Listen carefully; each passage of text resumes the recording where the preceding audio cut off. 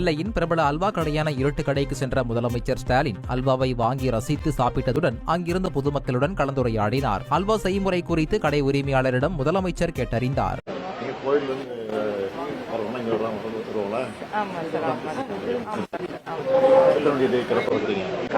சாயங்காலம் 5 மணிக்கு தருவோம் சார். ஈவினிங் மார்னிங் கிடையாது.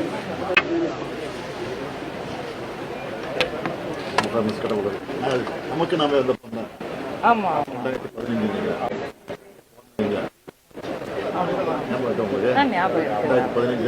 ஆமா அப்படி வரும்போது அப்ப வரும்போது எடுத்து அவங்க அப்பா இது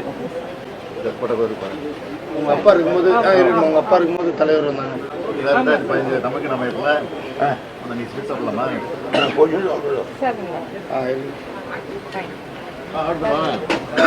அன்னைக்கு பொண்ணு தானே கல்யாணம் நடந்துச்சு. ஆமா அங்க இருக்காங்க அவங்கலாம் பொண்ணு பிள்ளைலாம் அங்க இருக்காங்க.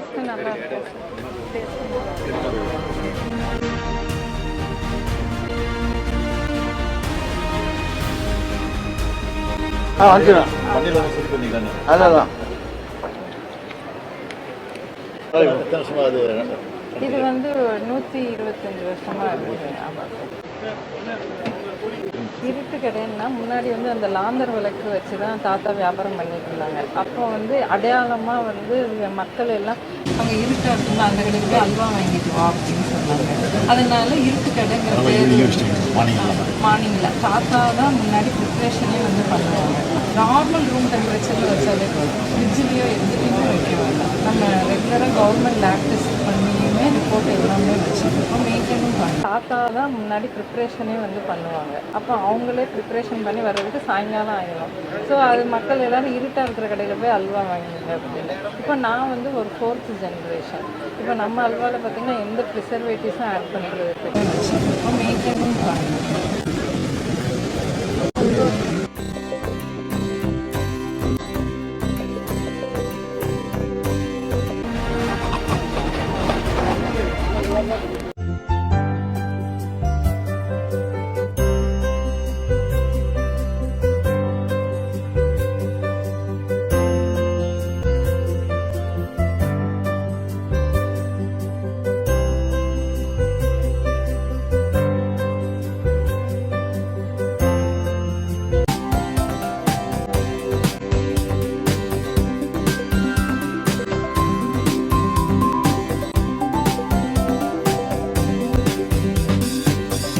மறுவாழ்வு முகாமில் ஆய்வு மேற்கொண்ட முதலமைச்சரிடம் ஆதார் அட்டை வழங்க கோரி இலங்கை தமிழர்கள் மனு அளித்தனர். நலத்திட்ட உதவிகள் வழங்கும் விழாவில் பங்கேற்க சென்ற முதலமைச்சர் ஸ்டாலின் ஓக்கூரில் உள்ள இலங்கை தமிழர் மறுவாழ்வு முகாமில் திடீரென ஆய்வு மேற்கொண்டார். அப்போது சமுதாய கூடம் அமைத்து தரவும் தங்களுக்கு ஆதார் அட்டை வழங்கவும் நடவடிக்கை எடுக்க வேண்டும் என இலங்கை தமிழர்கள் கோரிக்கை விடுத்தனர். இது குறித்து நடவடிக்கை எடுப்பதாக முதலமைச்சர் உறுதியளித்தார். மற்றெல்லாம் நாங்கள் அந்த பக்கம் இருக்கோம் கடையில். வசதி இந்த பக்கம் இருக்குது, அந்த பக்கம் எங்களுக்கு நாங்கள் தனி இருக்கிறதுல எல்லாம் வீடெல்லாம் உடஞ்சி ரொம்ப இதாகும் சார். அதை மட்டும் எங்களுக்கு கட்டி கொடுத்தீங்கன்னா ரேஷன் பொருள்லாம் இருக்குது. ஆனால் கடையில் ரேஷன் கடையில் ஒரு புழக்கொட்டையில் ஒன்று வச்சு கொடுக்குறாங்க. அப்போ இங்கே பழைய இடத்துல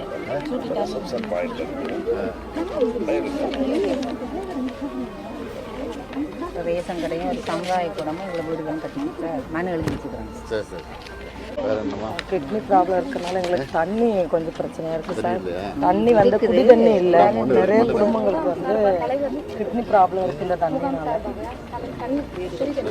தண்ணியில் வந்து கரிமத்தன்மையாக இருக்குது அப்படின்ற மாதிரி ரிசல்ட் வந்து குடி தண்ணி மட்டும் பாவிக்கிற தண்ணி எல்லாமே நல்லா எங்களுக்கு தாராளமாகவே கிடைக்குது. குடி தண்ணி தான் நாங்கள் வெளியில் ஆர்வ வாட்டர் அமைச்சு கொடுத்தீங்கன்னா நாங்கள் வெளியில் வந்து தான் வாங்குறோம் சார். ஒரு குடம் வந்து 12 ரூபா, பாட்டில் வாங்கினா 15 ரூபா, அப்படி வாங்கி தான் குடிக்கிறோம். அப்புறம் சில சின்ன பிரச்சனைகள் முகாமுக்குள்ளனோன்னா சார் எஃப்ஐஆர் போட்டு பதிவு நீக்கம் வந்து செஞ்சிடறாங்க. அதனால எங்களுக்கு வந்து வாழ்வாதாரம் பாதிக்குது. 2-3 பிள்ளைகளை வச்சுருக்காங்க. அவங்களுக்கு 2 பேருக்கும் பதிவு இல்லாமல் இருக்குது. பிள்ளைங்களுக்கு மட்டும்தான் அந்த சின்ன பிரச்சனைகளுக்கு பதிவுகள் நீக்கம் செய்யாமல் இருக்கணும்னு உங்களை எல்லா முகாம் மக்கள் சார்பாகவும் நாங்கள் அதை கேட்டுக்கொள்கிறோம்.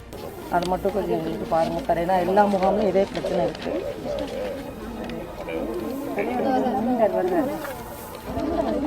தலைவர் வாங்க. தலைவரா வாங்க. என்ன சொல்லுங்க, நீங்க என்ன சொல்றீங்க? என்ன சொல்லிட்டாங்க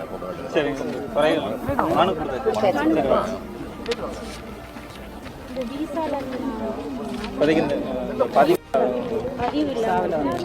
நான் இங்கேயே பிறந்து வளர்ந்த பிள்ளை தான். இடையில போய் அந்த நிலங்களை வித்துட்டு எல்லாம் போகிறாங்க, காலேஜுக்கு போகிறாங்க, ஸ்கூல் காலேஜ்லாம் போகிறாங்க. காலேஜ் கோயம்புத்தூர், திருச்சி அப்படி எல்லாம் போகிறாங்க. ஏதாவது ரெப்ரஸன்டேட்டிவ் வந்து நீங்க வச்சு பார்த்து குறைங்க பேசி இப்போதைக்கு நான் வீட்டில் மீதி 140 வீடு இருக்கு. எவ்வளோ வீடு பாக்கி இருக்கு? நான் 128 வீடு பாக்கி இருக்கு. அதையும் கேட்ட போகிறோம். இங்கே தான் இங்கே தான் சார் ஆரம்பிச்சிட்டாங்க. இல்லைங்க சார், நான் மனு கொடுத்துருந்தேன். அந்த பாஸ்போர்ட்டில் வந்தவங்களுக்கு ஆதார் அட்டை இல்லை. இங்கே ஒரு 25 பேர்கிட்ட இருக்காங்க. ஆதார் அட்டை தான் எல்லா இடமும் கேட்குறாங்க. அவங்க பாஸ்போர்ட்டில் வந்ததுனால அவங்களுக்கு இங்கே பதிவு இல்லை. அந்த பதிவு பொண்ணு கூட ஸ்காலர்ஷிப் எழுதுறதுக்கு ஆதார் இல்லாம ஆதார் இல்லாதனால அப்படியே நிற்கிறாங்க சார். கொஞ்சம் எங்கள் பிரச்சனை இல்லை. 10th எக்ஸாம் கூட எழுத முடியாது. நல்லா கவனிக்கிறேன். சரி சார். இந்த மாதிரி இங்கே அந்த நிகழ்ச்சிகள் வைக்கிறதுக்கு சமுதாயத்தில் நிகழ்ச்சி. ஆமாம் சார், ஃபங்க்ஷன் எதுவும் வைக்கிறது, அது பண்ணி கொடுத்துருவோம். கல்யாணம் பண்ணுறோம் எல்லாம். எப்போ கூடி வந்தீங்களா? நாங்கள் இதில் 2023 இது 2023 சார், 9ஆம் மாதம். இப்போ தான் இருக்கீங்க. 90 வீடு இருப்பாங்க. பழைய வீடு அது 90. கட்டிட்டு இருக்கும்போது இவ்வளோ நிறைய டிப்டி உதயநிதி வந்தாங்க. ஆமாங்க சார், அந்த விஷயம் சொன்னாங்க சார். சார் அடிக்கடி வருவாருங்க. சரி, நான் பார்த்து சொல்லுங்கள். எல்லாம் கவனிக்கிறேன். சரி, ரொம்ப தேங்க்ஸ். சரி. பரவாயில்ல.